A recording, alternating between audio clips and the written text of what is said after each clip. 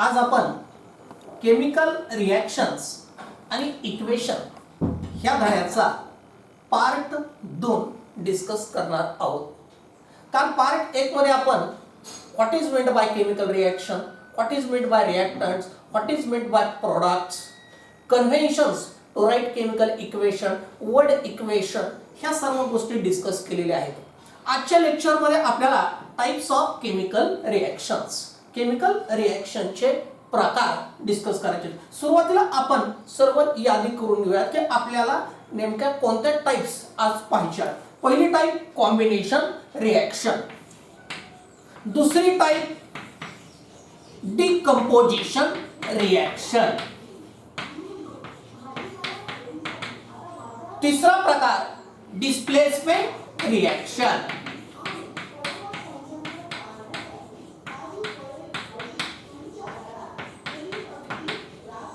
चौथे प्रकार double displacement reaction,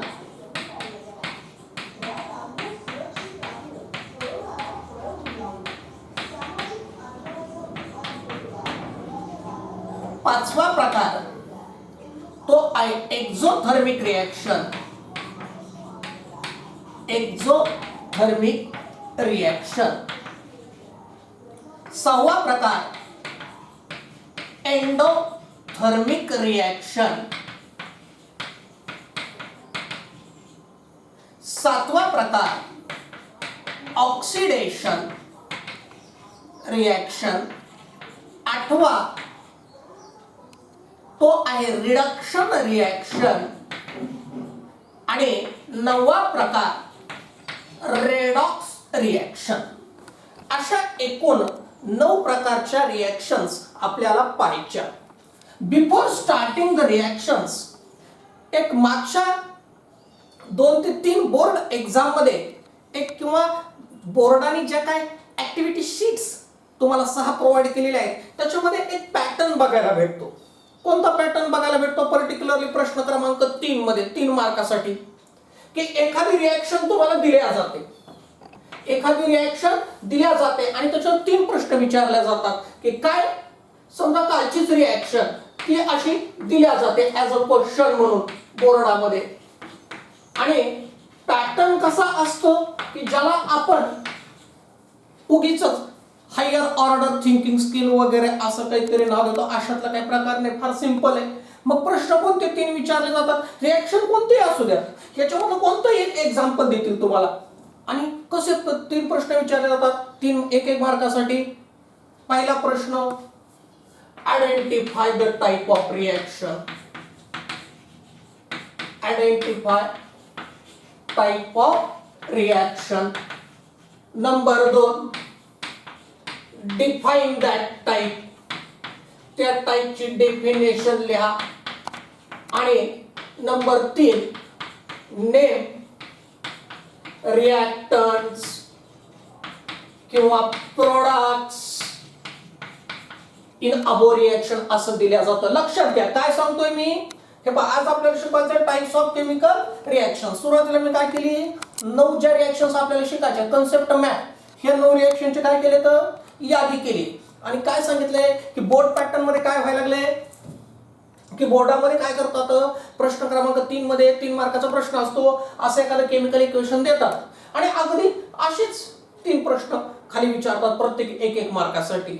हा, टाइप ऑफ रिॲक्शन आयडेंटिफाय करा 1 मार्क, मग त्याचं डेफिनेशन द्या 2 मार्क आणि रिॲक्टंट्स ओळखा किंवा प्रोडक्ट्स ओळखा 3 मार्क. समजा हा एक्झाम्पल आहे, मग याची टाइप येते डिस्प्लेसमेंट रिॲक्शन, मग त्याची डेफिनेशन आणि मग त्याचे रिॲक्टंटचे किंवा प्रोडक्टचे नाव. असं या पद्धतीनं सुद्धा येतं. अगदी सरळ सरळ सुद्धा विचारू शकतात. What is meant bye combination reaction, give example. What is meant by decomposition reaction, give example. किंवा कधी कधी एक्झाम्पल देऊन या पद्धतीनं तुम्हाला प्रश्न विचारला जाऊ शकतात. असं उलट सुलट अशी दोन्ही तयारी आपण करायची आहे. अवघड काहीच नाहीये. आणि अगदी कालच्या सारखंच आजचं लेक्चर संपलं की परत तुम्हाला लर्निंग पॉइंटचे पीडीएफ भेटणारच आहेत. फक्त माझी विनंती आहे हे नुसता व्हिडिओ पत्की सरांचा कितीही रिव्हर्स फॉरवर्ड करून बघितला तर काही लक्षात येणार नाही. तुम्हाला ते लर्निंग पॉइंट्स एकदा दोनदा तीनदा लिहावे लागतील. हे सगळं तुमच्यासाठी चालू आहे व्हिडिओ करणं वगैरे. तुम्ही जर का रिस्पॉन्स नाही केलं तर सगळं इन व्हेन, पूर्णपणे फेल. पूर्ण मी तुम्हाला 9वीला सांगितलेले लर्निंग पॉइंट्स मी तुमच्यासाठी बनवले, पूर्ण बनवले, 16 चॅप्टरचे बनवले. काळजी करू नका, फक्त त्याचं काय करा, अभ्यास करा. तर ह्या सगळ्या गोष्टीचा उपयोग आहे. ओके, आता आपण पहिला प्रकार डिस्कस करूया, तर कॉम्बिनेशन रिएक्शन. आणि मग आता पटपट आपल्याला आता हे 9 प्रकार काय करायचे तर डिस्कस करायचे आहेत. आता कॉम्बिनेशन रिएक्शन, आता नावातच आहे कॉम्बिनेशन. मग काय आहे, when two or more reactants combine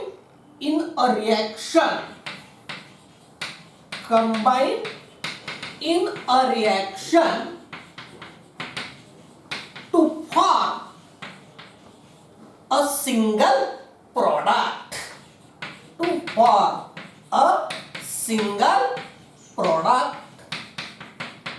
is called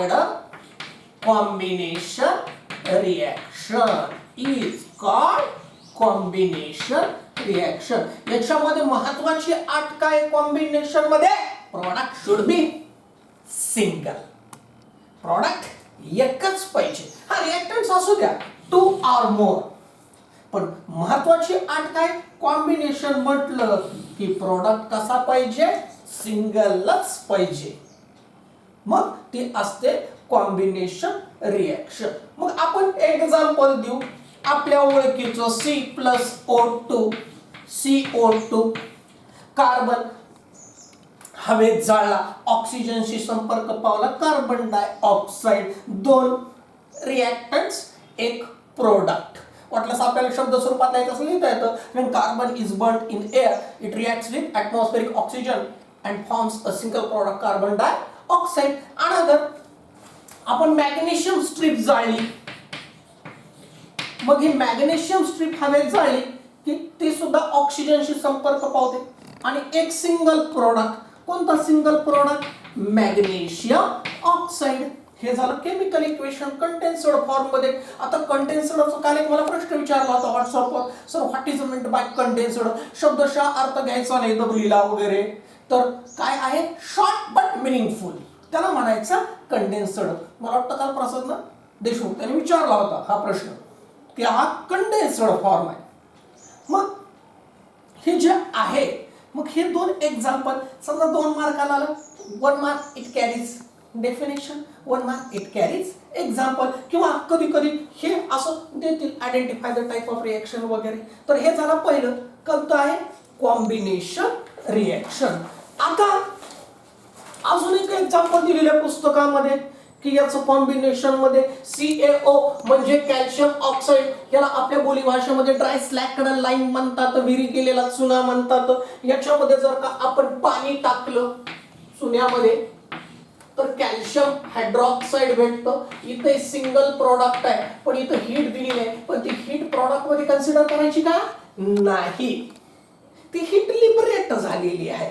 काल आपण सांगितलेले बघा, कालचं कन्व्हेन्शन आठवत असेल तर, if heat is liberated it is return on product side. त्या प्रोडक्ट साइडवर आपण काय करत होतो, देतो. आणि आपण हे समजा 3 एक्झाम्पल्स नीट पाहिले तर 2 reactant single product, 2 reactant single product, 2 reactant single product. Hence it is combination reaction. Okay, आता डिस्कस करूया. तर नंबर 2 काय आहे, नंबर 2, तर नंबर 2 आहे डिकम्पोजिशन रिएक्शन. काय आहे, डिकम्पोजिशन रिएक्शन. बघूया कशाला म्हणायचं डिकम्पोजिशन रिएक्शन. पूर्ण लक्ष द्या फळ्याकडे. Decomposition reaction.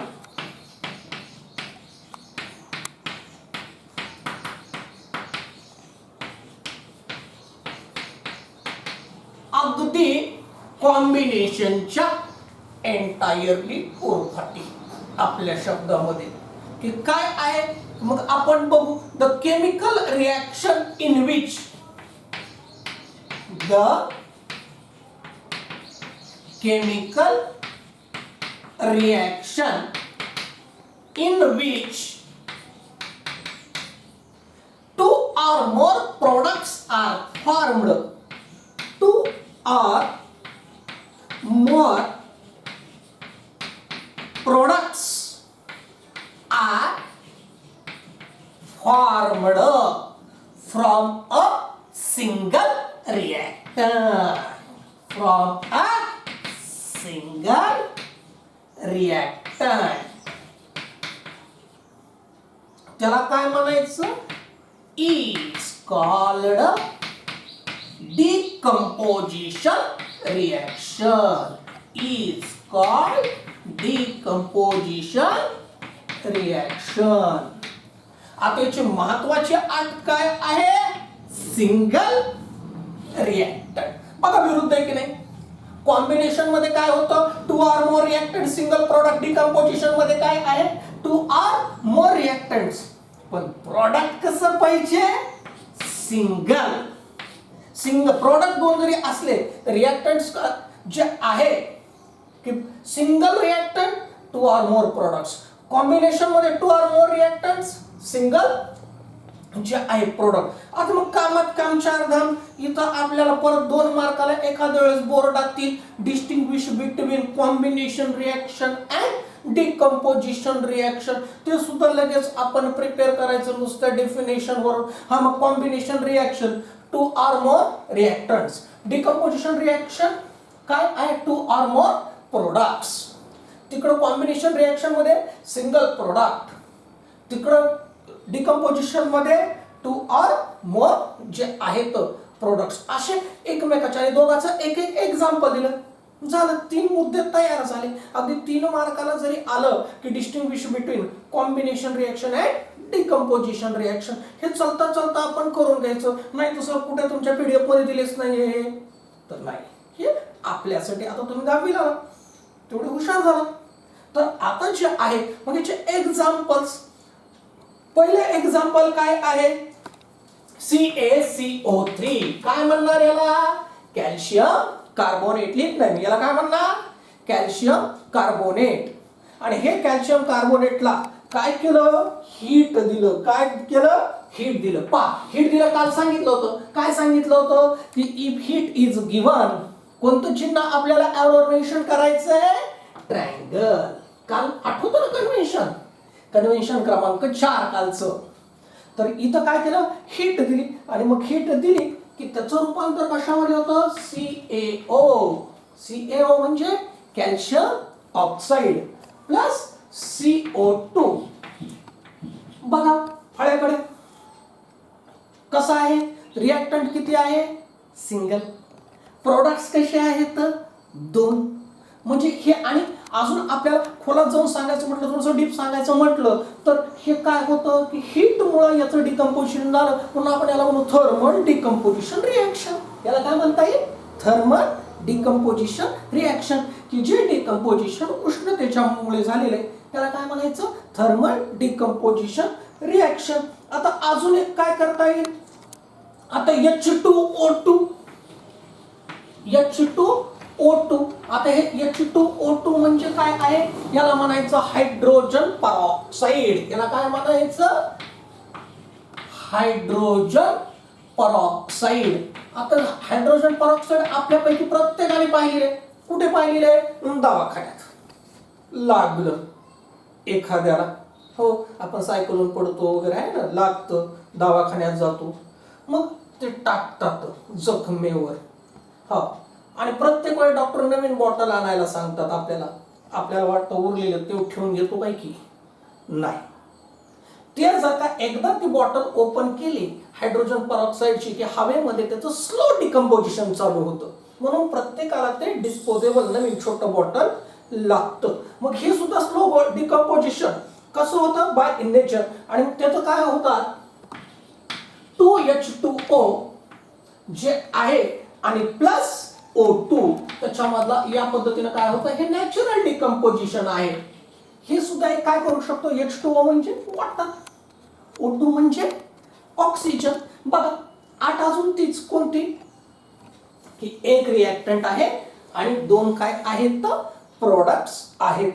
एवढंच नाही, आपण पाण्यामधून समजा करंट पास केला, पाण्यामधून करंट पास केला पण नीट व्यवस्थित पास करायचं, ते सिनेमा मधल्यासारखं नाही. नीट जर का पाण्यामधून आपण करंट पास केला तर पाण्याचं सुद्धा डिकम्पोजिशन होतं आणि करंट मुळे होतं म्हणून त्याला इलेक्ट्रोलायसिस ऑफ वॉटर म्हणतात. मग ते इलेक्ट्रोलायसिस ऑफ वॉटर काय आहे, आपण पाण्यामधून करंट पास केला. आता करंट पास केला म्हणून आपण इथं एरोवर लिहू शकतो. काय लिहू शकतो एरोवर आपण करंट, आणि पास केला तर याच्यामधला सुद्धा काय होतो हायड्रोजन वेगळा होतो आणि ऑक्सिजन वेगळा होतो. याला काय म्हणायचं, याला म्हणायचं इलेक्ट्रोलायसिस. आणि बेसिकली ही कोणती रिएक्शन आहे डिकम्पोजिशन. मग हे decomposition by using electric current. हे तीन एक्झाम्पल्स आहेत. तिन्ही एक्झाम्पल्स नीट बघा. एक्झाम्पल क्रमांक 1, एक्झाम्पल क्रमांक 2, एक्झाम्पल क्रमांक 3 सिंगल रिएक्टंट आणि प्रोडक्ट्स दोन किंवा दोन पेक्षा जास्त सुद्धा येऊ शकतात. त्याच्यानंतर एक छान अशी decomposition reaction, natural decomposition reaction we daily observe on Ukanda.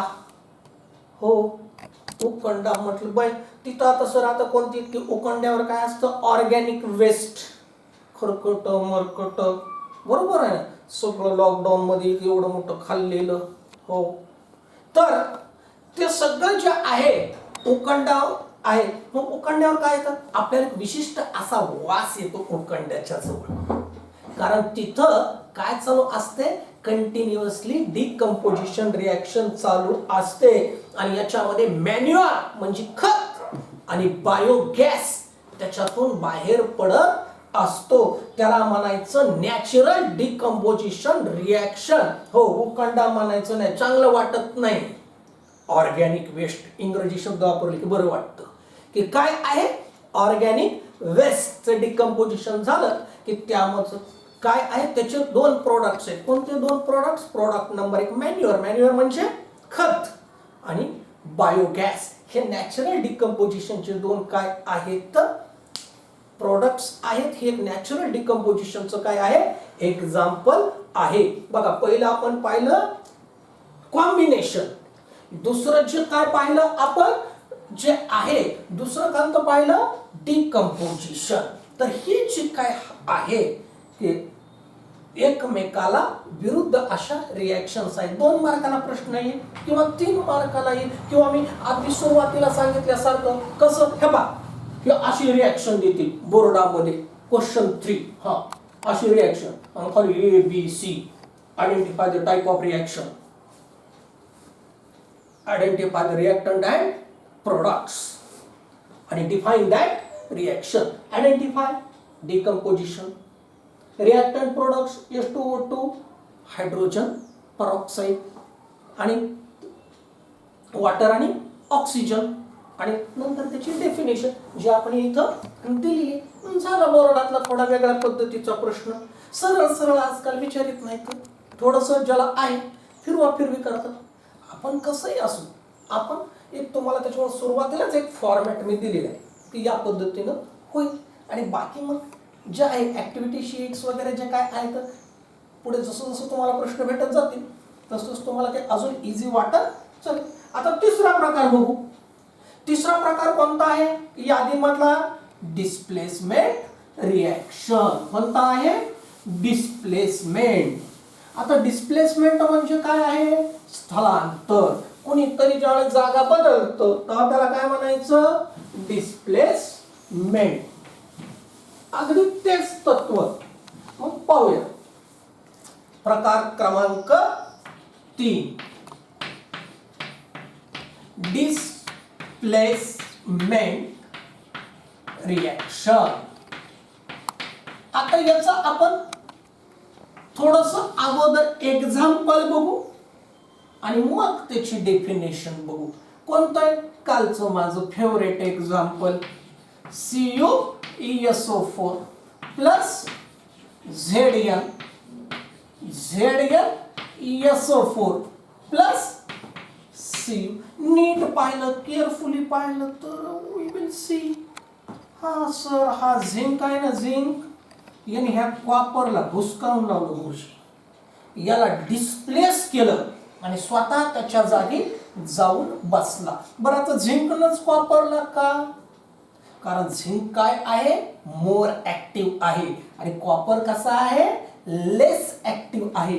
म्हणून ह्या मोर ऍक्टिव्हनं काय केलं? लेस ऍक्टिव्हला डिस्प्लेस केलं, स्वतः त्या कंपाऊंड मध्ये जाऊन बसला. याला म्हणायचं डिस्प्लेसमेंट रिएक्शन. थोडस मुद्दामून काय केलं? अगोदर एक्झाम्पल घेतलं. मग या डिस्प्लेसमेंट रिएक्शन मध्ये काय आहे? The reaction in which place of ion, the reaction in which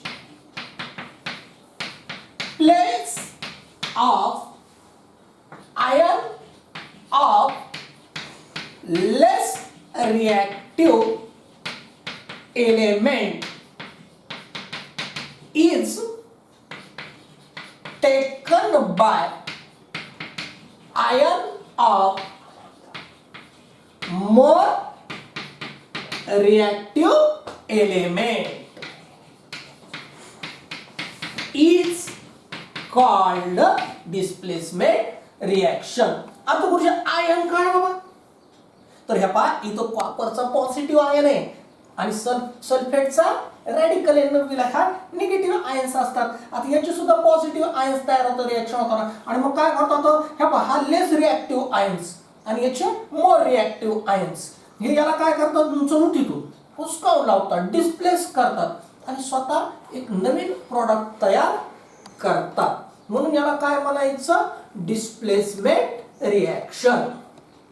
एक आणि ही अशा रिएक्शन्स बोर्डामध्ये येण्याचे जास्त चान्सेस असतात. की कसं? की असं रिएक्शन देणार, identify reaction, define reaction, identify products, identify reactants, किंवा सरळ सरळ आला तर उत्तम, define displacement reaction, give one example. हे झालं डिस्प्लेसमेंट रिएक्शन. आता ह्या डिस्प्लेसमेंट रिएक्शन झाल्यानंतर क्रमांक 4 आहे डबल डिस्प्लेसमेंट रिएक्शन, की जिथं डिस्प्लेसमेंट कशी होते? डबल होते, डबल दोनदा होते. मग म्हणायचं नाही the reaction in which displacement taken twice, तसं नाही. की काय आहे डबल डिस्प्लेसमेंट रिएक्शन? कशाला म्हणायचं? हा प्रकार कितवा झाला आता? Number 4, double displacement reaction. आता हे नीट व्यवस्थित समजावून घ्या. मला वाटतं मार्च 19 मध्ये जी परीक्षा झाली होती बोर्डाची, त्या बोर्डात 3 मार्काचा प्रश्न आला होता. मग मी जसं सांगितलंय तसा, की डबल डिस्प्लेसमेंट रिएक्शन वर 3 मार्क. हा, मग आता आम्हाला येईल का नाही? मागच्या वेळेस आलेला येत असतो, तसलं काही नसतं. नियम थोडाच आहे, त्याच्या अगोदर आला म्हणजे परत येणार नाही. काय आहे double displacement reaction? The reaction in which, नीट लक्ष द्या, the reaction in which ions of reactants are exchanged. Ions of reactants are exchanged to form product म्हणण्यापेक्षा मी म्हणेल to form a product in the form of precipitate. To form precipitate is called double displacement reaction. Double displacement reaction. आता याच्यामध्ये काय होतात की ions काय होतात, ions of रिॲक्टंट्स हे काय होतात, एक्सचेंज होतात. एक्सचेंज म्हणजे अदला बदल, खदला बदल, अंगत पंगत, हो, दोन्ही बाजूने दिल्या जातं. आणि सगळ्यात महत्वाचं म्हणजे काय तयार होतं, प्रिसिपिटेट तयार होतं. प्रिसिपिटेट म्हणजे काय, दुधावरच्या साईसारखा जो घट्ट पदार्थ असतो त्याला काय म्हणायचं, प्रिसिपिटेट. ज्यावेळेस रिॲक्शन होते त्यावेळेस टेस्ट ट्यूबच्या बुडाला हा प्रिसिपिटेट दिसतो. आता इथं आपल्याला एक्झाम्पल दिलेलं आहे, याचं एक्झाम्पल पाहूया. आता एकदा एक्झाम्पल पाहिलं की तुम्हाला अजून व्यवस्थित लक्षात येईल आयन्स काय आहे, एक्सचेंज कसं झालेलं आहे. आणि हे जे मी तुम्हाला एक्झाम्पल देतोय हे मार्च 19च्या एक्झाम मधलं आहे. बघा नीट लक्ष द्या. AgNO3 काय म्हणणार याला, Ag म्हणजे सिल्वर, NO3 म्हणजे नायट्रेट. तर इथं लिहितो सिल्वर नायट्रेट. पहिल्यांदा रिॲक्शन लिहितो आणि इथं कंसामध्ये दिलेले AQ कालच सांगितलेले कन्व्हेन्शन्स मध्ये AQ म्हणजे ॲक्वास किंवा सोल्युशन स्टेट मध्ये आहे, प्लस NaCl आपल्या ओळखीचं आहे, हे सुद्धा ॲक्वास स्टेट मध्ये आहे टेस्ट ट्यूब मध्ये. याला म्हणायचं सोडियम क्लोराईड. आणि आता हा एरो दोघांच्या मध्ये आणि AgCl आणि इथं असा मी बाण दाखवतो. हा AgCl काय आहे, याला काय म्हणू आपण, silver chloride plus NaNO3 sodium nitrate. हे ॲक्वेसच असतं. हे काय आहे, सोडियम नायट्रेट. आता नीट पहा रिॲक्शन. आणि हा बाण जो दाखवलेला आहे हा बाण काय दाखवतो, प्रिसिपिटेट दाखवतो. काय दाखवतो, प्रिसिपिटेट. जो टेस्ट ट्यूब मध्ये तयार झालेला आहे हा बाण काय दाखवतो, प्रिसिपिटेट. हे एक्झाम्पल आहे. आता एक्सचेंज ऑफ आयन्स समजावून घेऊ आपण. हे बघ याच्यामध्ये याचे पॉझिटिव्ह आयन्स आहेत सिल्वरचे Ag+.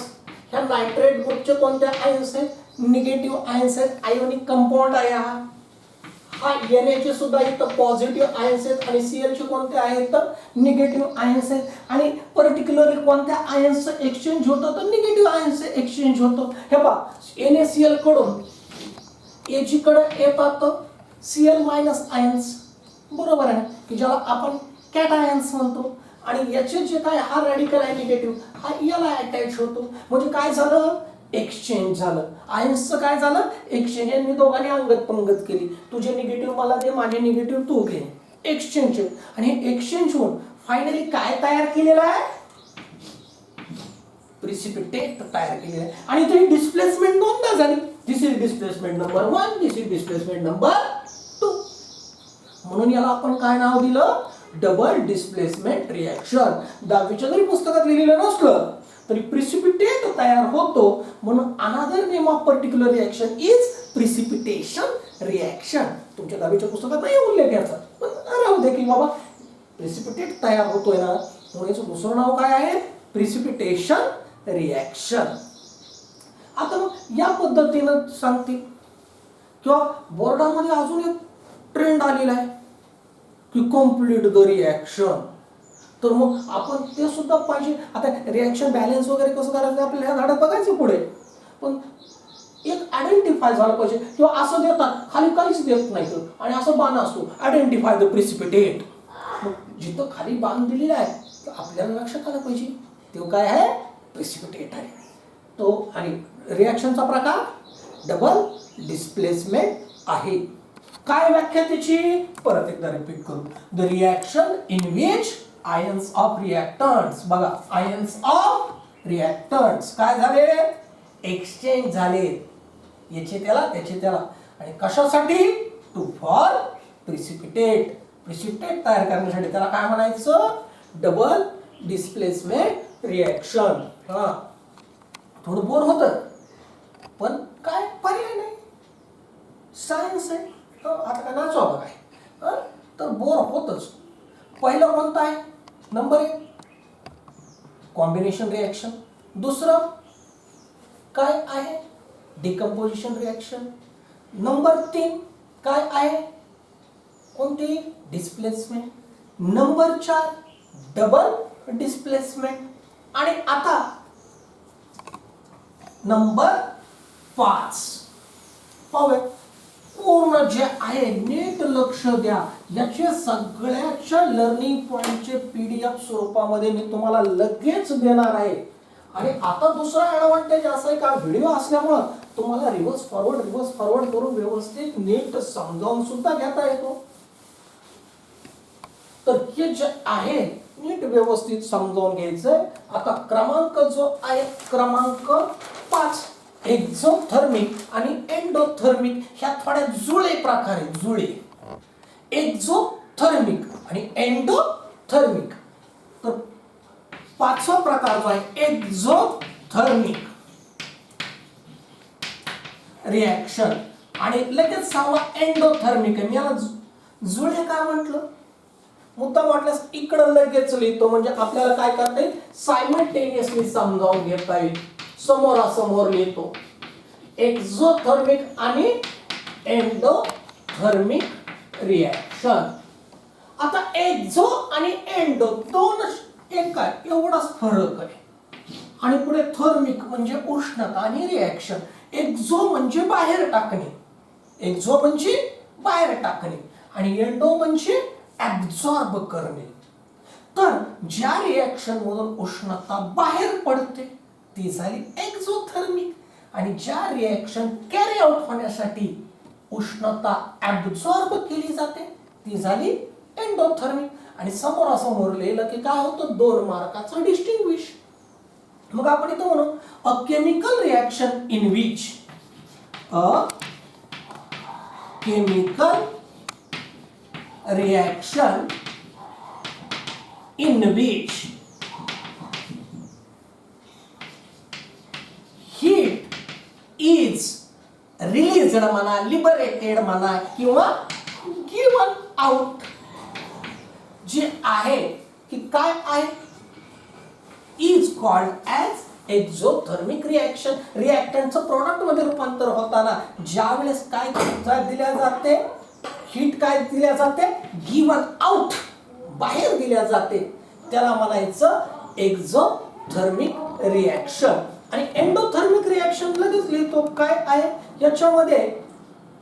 आपण म्हणू की काय डेफिनेशन पुस्तकातल्यासारखे a chemical reaction in which heat is given out when reactants are transformed into products.